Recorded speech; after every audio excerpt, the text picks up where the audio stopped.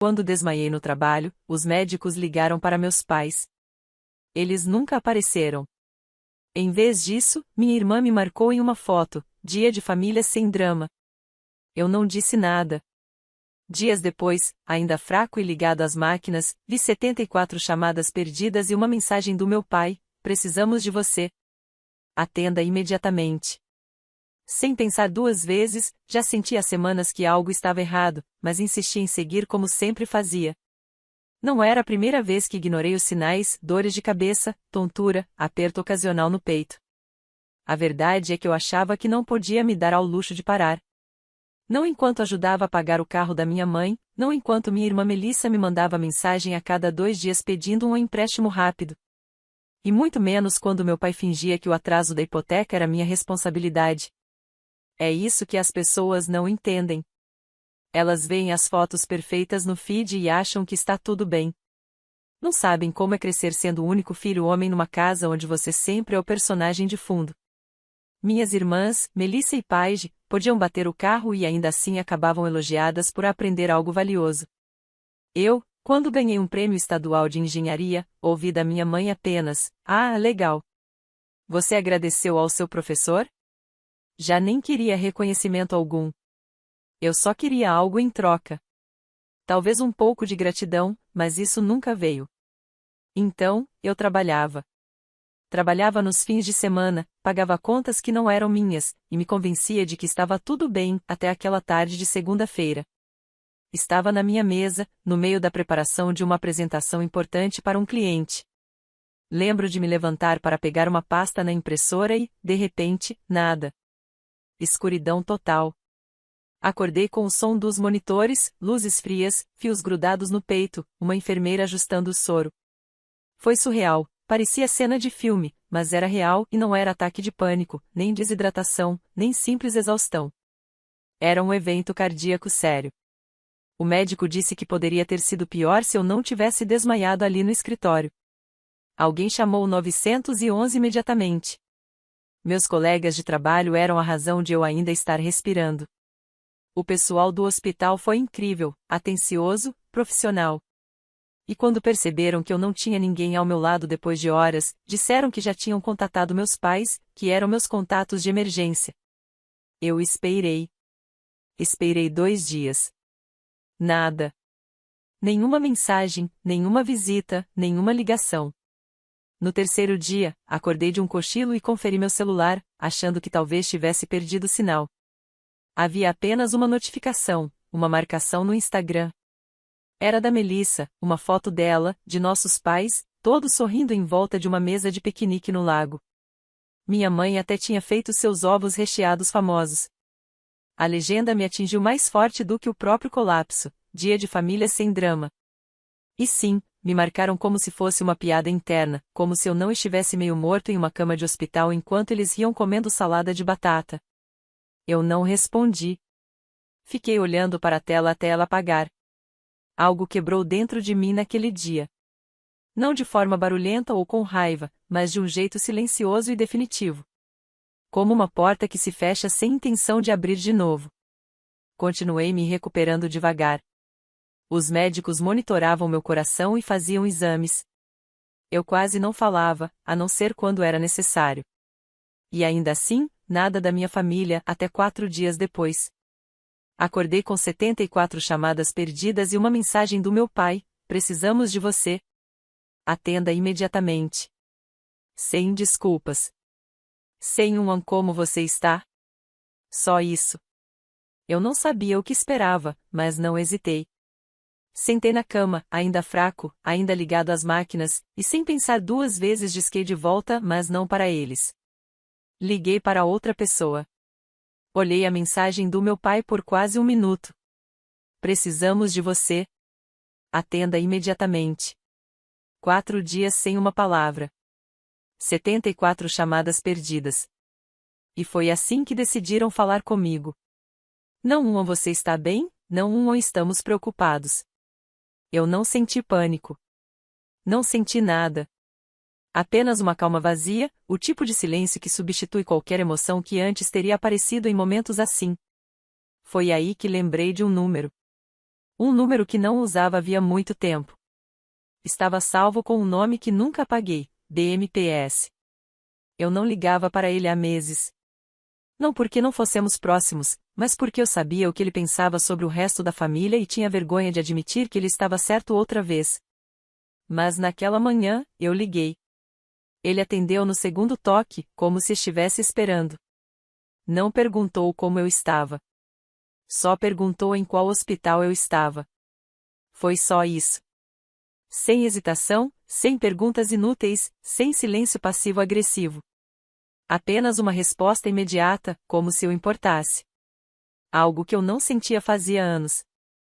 Ele apareceu 40 minutos depois.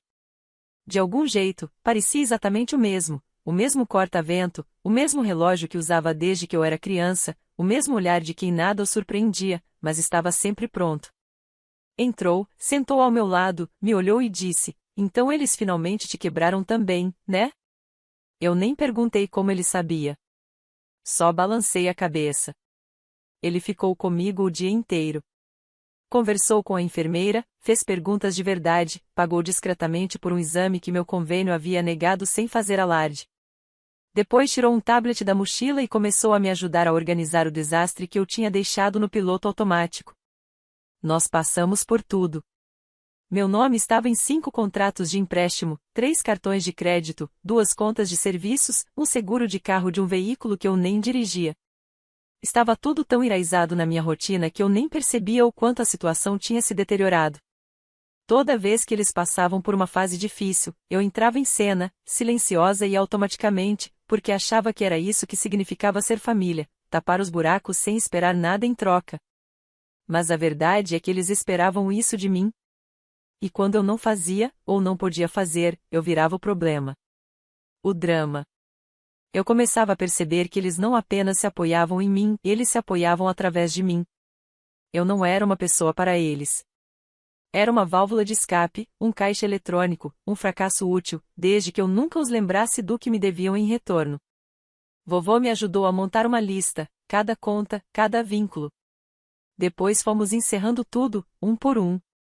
Cancelei a transferência automática para a conta da Melissa. Ela dizia que mal conseguia se virar, mas já tinha ido para Miami 3 vezes naquele ano e postado cada viagem. Podia pagar as próprias contas agora.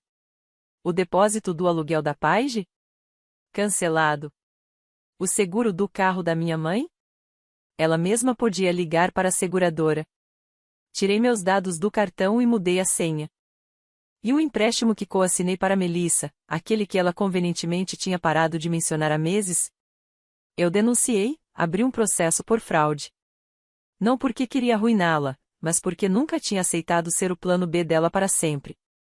Eu estava cansado de assinar papéis por pessoas que não apareceriam ao meu lado em um leito de hospital. Vovô não falava muito, mas de vez em quando soltava um suspiro baixo, como quem estava desapontado e, ao mesmo tempo, nada surpreso. Ele foi o único que sempre me disse a verdade, que lealdade só é forte quando as pessoas a quem você é leal também são. Quando ele foi embora naquela noite, as ligações já tinham dobrado. Tive que colocar o celular no silencioso. Minha mãe tinha deixado recados fingindo que só então tinha descoberto o que tinha acontecido. Paige mandava mensagens em caixa alta, como se isso fosse me fazer responder mais rápido. E Melissa estava em silêncio, o que, no caso dela, significava que estava preparando algo pior. Logo depois, chegou outra mensagem do meu pai: "Isso é sério. Me ligue agora. Tudo está desmoronando." Ainda nenhuma menção ao hospital. Nenhuma palavra sobre o que tinha acontecido comigo. Só pânico. Não por mim, mas porque eles sabiam o que estava vindo. O primeiro dominó tinha caído. Eles só não percebiam que tinha sido eu quem o empurrou. Eu ainda estava no hospital quando a reação começou. Primeiro foram os recados de voz. 1 dúzia, depois 2, até que eram tantos que parei de ouvir. Toquei no viva voz só para ver se algo tinha mudado. Era minha mãe. Ela dizia: "Não sei o que você está tentando provar, mas esse não é o jeito de fazer." Esse era o tom. Nem medo, nem preocupação. Apenas frustração porque o caixa eletrônico tinha quebrado. Em seguida, Melissa mandou mensagem. Primeiro sem palavras, só um print da conta bancária dela. O saldo era de $29. Logo depois, completou: que diabos está acontecendo? Arruma isso. Eu olhei para a tela, senti a raiva subir por um segundo, e depois deixei passar. Não era novidade. Só estava mais alto agora. Paige tentou por outro caminho. A mensagem dela era mais longa, mais emocional. Dizia que não sabia qual drama estava acontecendo, que amava todos nós e queria paz. Terminou com: por favor, não me puna por coisas que não fiz. Engraçado, considerando que da última vez que falamos ela revirou os olhos quando eu disse que não podia coassinar outro contrato de aluguel. Me chamou de difícil e depois sumiu por 3 meses. Mas foi meu pai quem passou do limite. Ele apareceu no meu apartamento. Vovô já tinha me avisado. Tinha visto o carro dele parado lá fora, ligado, como se esperasse a libertação de um refém. Eu ainda estava em recuperação, sem forças nem para andar sem ajuda. Mas isso não o impediu de ficar estacionado ali, como quem queria me encurralar. Não respondi. Mais tarde, chegou uma mensagem dele: você está prestes a destruir tudo que construímos. Espero que entenda o estrago que está causando. Tudo que construímos. A audácia daquela frase me fez rir alto. Li de novo para ter certeza de que não tinha imaginado. Nenhum pedido de desculpas, nenhuma menção ao hospital, nenhum sinal de preocupação com o que tinha me levado até ali. Só medo. Medo de perder o poder que tinham mantido por tempo demais. E então veio a postagem. Melissa postou um vídeo. Sem música, sem voz, apenas uma caminhada lenta e dramática pela casa dos meus pais, completamente vazia. Não só esvaziada, mas vazia de despejo. Porta da frente escancarada. Sala de estar arrancada. Mesa de jantar sumida. Até as cortinas tinham sido tiradas. A legenda dizia: eles levaram tudo. E adivinha quem deixou? Assisti uma vez, depois abri meu app financeiro e puxei a hipoteca. Estava inadimplente de novo.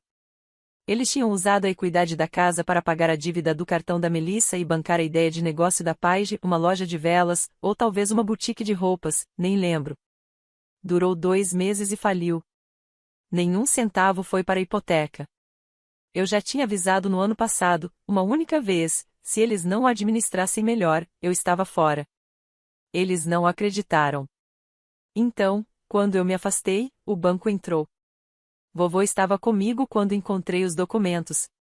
Eu não disse nada de imediato, só fui rolando a tela, mostrando para ele o saldo, as taxas de atraso, os avisos que nunca recebi porque iam direto para o endereço dos meus pais. Ele assentiu uma vez. Depois fez algumas ligações. Uma para o advogado, outra para um velho amigo especialista em planejamento patrimonial. Por fim, para um contador que eu nem sabia que existia até aquele dia. O que descobri depois deixou tudo claro. Minha família não só tinha se apoiado em mim. Eles também estavam sondando meu avô, em silêncio, desde que ele se aposentou. Paige o levou para um brunch 2 vezes, coisa que nunca fazia. Melissa deu um presente de Natal para ele pela primeira vez em 10 anos. Minha mãe chegou a insinuar, em uma ligação, que ele devia começar a pensar no que seria justo. Ele percebeu tudo e se preparou. Cada bem, cada fundo, cada propriedade que tinha, já tinha movido. Não para puni-los, mas para protegê-los deles mesmos. E agora, transferiu a maior parte para um novo nome, o meu. Não como presente, não como recompensa, mas porque eu era o único que nunca havia pedido nada. Eu tinha provado, de forma dolorosa e clara, que podia sobreviver sem isso. Que não me sentia no direito de exigir. E, nas palavras dele, isso me tornava o único digno de receber. Naquela noite, Melissa apareceu no hospital. Não estava na lista de visitas, então a segurança não deixou entrar, mas eu a vi pela janela. Ela andava de um lado para o outro no estacionamento, celular na mão, claramente falando com alguém, provavelmente a Paige. Estava de óculos escuros mesmo já escurecendo, como se estivesse se preparando para uma confrontação que nunca aconteceu. Foi embora depois de 15 minutos. Achei que aquilo tinha acabado. Mas, 1 hora depois, chegou uma última mensagem: se você não resolver isso, juro por Deus que vai se arrepender. Sem emojis, sem corações, sem hashtags. Só essa frase. E ela não teve o efeito que imaginava. Eu não me senti ameaçado, nem assustado, nem encurralado. Pela primeira vez, eu não senti nada. Eu já tinha deixado de tentar ser o filho, o irmão, o consertador. Agora, eu estava simplesmente livre. Tudo começou com uma batida na porta do quarto do hospital. Achei que fosse uma enfermeira. Não era. Uma funcionária entrou, meio constrangida, e disse: "Tem uma mulher lá embaixo dizendo que é sua procuradora médica. Ela afirma que é sua irmã e precisa falar com o seu médico imediatamente." Fiquei confuso. Eu não tinha colocado ninguém da família imediata como contato de emergência, só meu avô. Perguntei quem era. Ela conferiu as anotações. Paige. Quase ri. Ela não tinha me mandado uma mensagem em dias, não tinha me visitado, nem sequer reconhecido que eu estava internado, até o momento em que cortei a ajuda para o aluguel dela. E agora queria falar em meu nome. Disse a eles que ninguém estava autorizado. O hospital concordou e chamou a segurança, que a escoltou para fora sem deixá-la chegar perto do meu quarto. Pensei que fosse só mais um drama dela. Eu estava errado. Algumas horas depois, vovô entrou segurando um envelope pardo. Deixou em cima da cama e se sentou. Dentro havia impressões de uma troca de e-mails entre meus pais e um pequeno escritório de advocacia que eu nunca tinha ouvido falar. Eles estavam buscando informações sobre tutela legal, especificamente sobre mim. Li 3 vezes para ter certeza de que estava entendendo. Eles estavam tentando alegar que eu não estava bem, que era mentalmente estável, errático, possivelmente sofrendo de estresse pós-traumático ou colapso, e que minhas decisões financeiras recentes demonstravam um padrão de instabilidade emocional. O objetivo era claro. Se eles conseguissem que alguém, de preferência meu pai, fosse nomeado como curador temporário, poderiam congelar todas as reversões financeiras que eu já tinha iniciado. Recuperar acesso às contas, reabrir crédito, retomar o controle. Eles estavam tentando me pintar como incapaz. As mesmas pessoas que, 4 dias antes, nem se preocuparam em saber se eu ainda estava vivo. Fiquei refletindo sobre isso por um tempo. Vovô estava calmo. Disse que não era novidade para ele. Anos atrás, quando meu tio tentou se afastar da família pelos mesmos motivos, meus pais já tinham cogitado essa ideia. Não deu em nada. Mas agora, com dinheiro de verdade em jogo, eles estavam realmente tentando. Não ligavam porque se importavam. Ligavam porque estavam acuados. Passei o resto do dia em silêncio. Não triste, mas focado. Algo dentro de mim clicou. Eu tinha passado a vida inteira esperando que eles despertassem, percebessem tudo que eu dei, talvez até pedissem desculpas. Mas eles não iam acordar. Estavam tentando reescrever a história para me transformar no vilão. Então fiz uma lista. Cada conta, cada bem compartilhado, cada pagamento que eu tinha assumido para ajudar ao longo dos anos.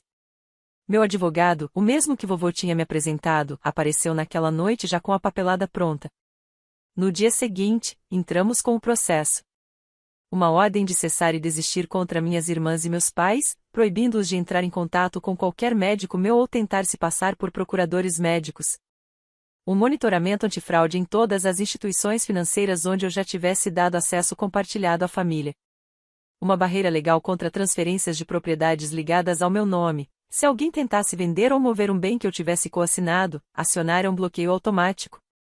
Também pedi ao meu RH para transferir todos os depósitos diretos para um novo banco, um que eles não conheciam, sob um truste criado pelo consultor patrimonial do meu avô. Foi a primeira vez na vida que me senti seguro. Mas então veio o próximo golpe. Paige postou um vídeo. A maquiagem borrada, a iluminação horrível, a câmera tremendo só o suficiente para parecer cru. Começava com ela fungando e terminava olhando direto para a lente. Ela não disse meu nome, mas falou o suficiente. Tem alguém na nossa família passando por algo sombrio. Estamos tentando ajudar, mas ele está reagindo mal e machucando pessoas.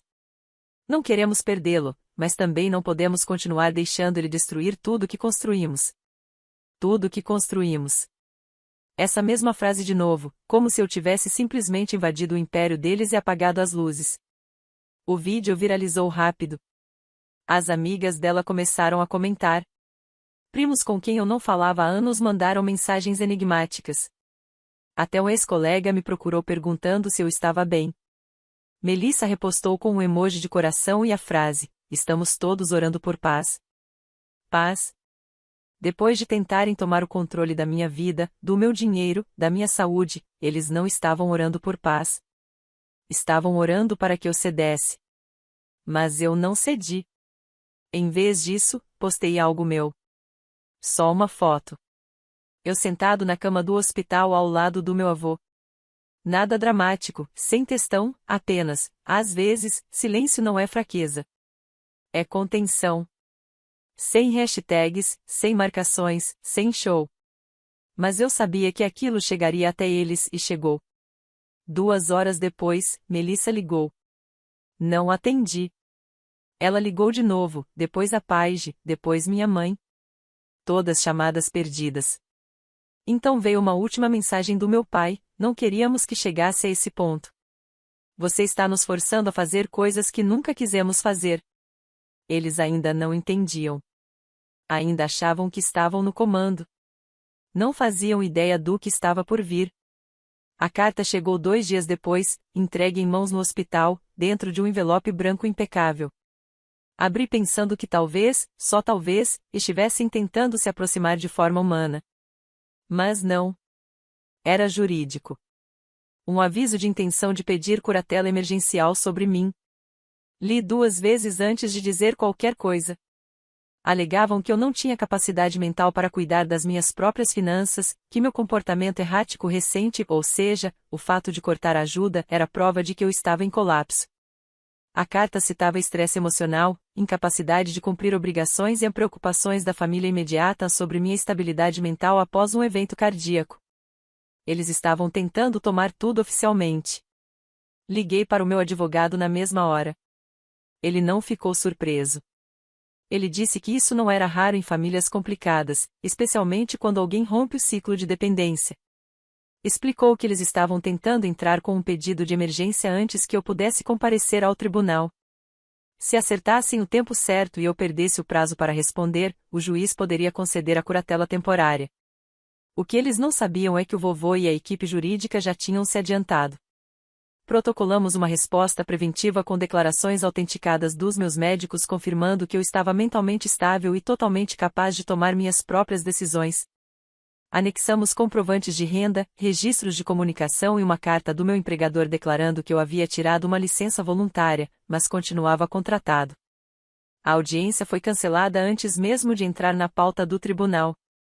Eles não tinham nada. O advogado dele se retirou discretamente, provavelmente percebeu que tinha comprado uma história melodramática de família e não quis arriscar sua reputação. Mas isso não impediu a campanha difamatória. Comecei a receber mensagens estranhas de conhecidos antigos.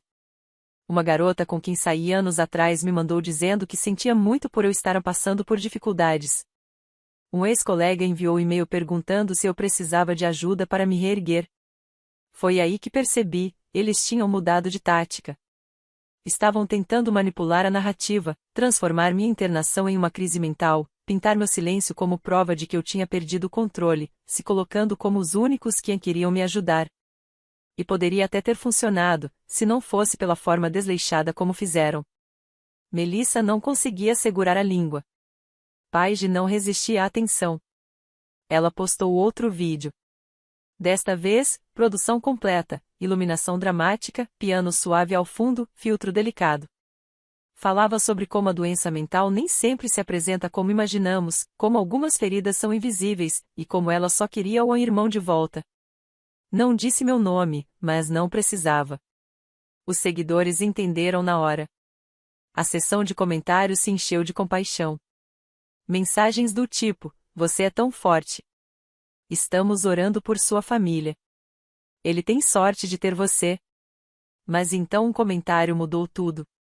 Alguém postou um print de uma legenda antiga da Melissa, "Dia de família sem drama", ao lado do vídeo choroso da Paige.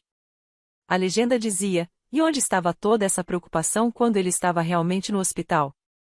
Explodiu. Os comentários viraram. A compaixão se transformou em indignação. Pessoas começaram a vasculhar posts antigos da Melissa, as contas de negócios do Pará, e até o histórico de cargos públicos do meu pai. O que encontraram não foi nada bonito. Melissa tinha me marcado naquela postagem de Andia em família enquanto eu estava na UTI. Paige tinha tuitado, 2 anos antes, sobre aproveitadores que fingiam traumas. Minha mãe postara uma foto de um jantar de aniversário apenas um dia depois de os médicos terem avisado sobre o meu colapso. Tudo voltou à tona. Jen, uma amiga do ensino médio que eu não via há anos, me procurou. Disse que agora trabalhava com mídia. Lembrou de como as coisas sempre pareceram estranhas na minha família, até quando éramos adolescentes. Ela disse que a internet só deixaria as mentiras irem até certo ponto. E não deixou. As pessoas começaram a fazer perguntas sérias. A lojinha online da Paige foi detonada em avaliações. Clientes exigindo reembolso. Influenciadores deixando discretamente de colaborar com ela. Os patrocínios da Melissa desapareceram em poucos dias. Uma marca com a qual ela tinha trabalhado chegou a desfazê-la depois de postar um pedido público de desculpas. Até o emprego do meu pai entrou na roda. Um cliente tinha visto as reais virais e comentou durante uma reunião. Ele ficou na defensiva. O RH foi notificado. No fim da semana, ele foi afastado. Pouco depois, demitido. Tudo o que tinham construído em cima de mentiras e privilégios estava desmoronando diante deles. Foi aí que minha mãe quebrou o silêncio.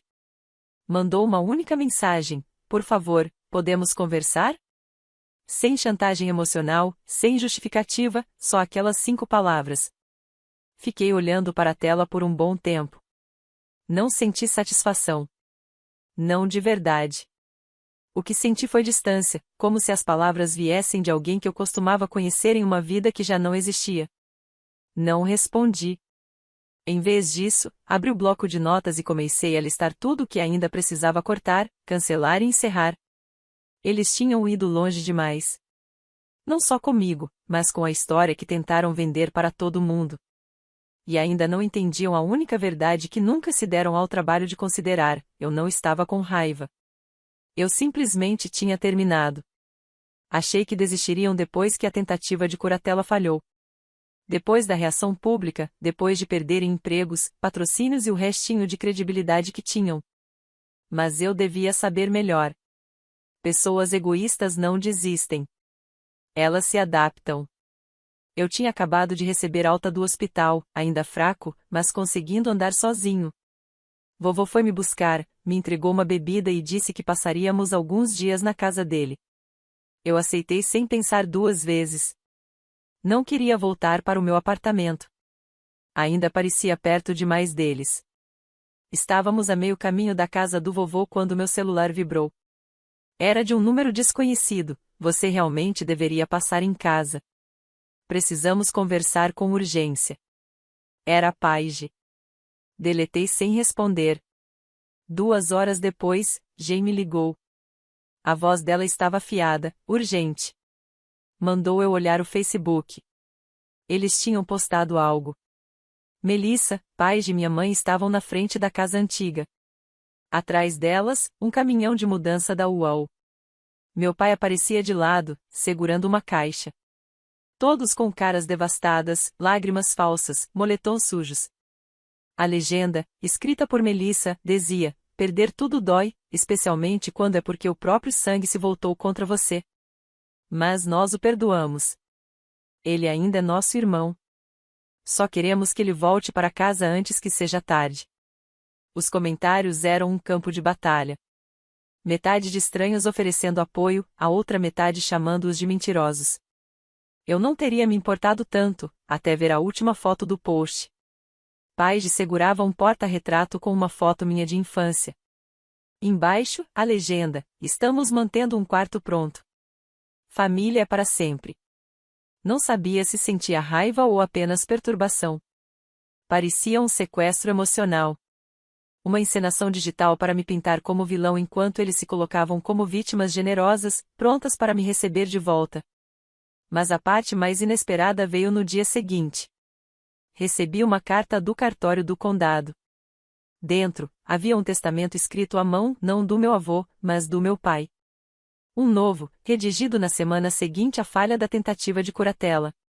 Ele listava os bens dele, que ironicamente já eram poucos, e declarava que, em caso de falecimento, tudo iria para os membros da família que mantivessem a unidade.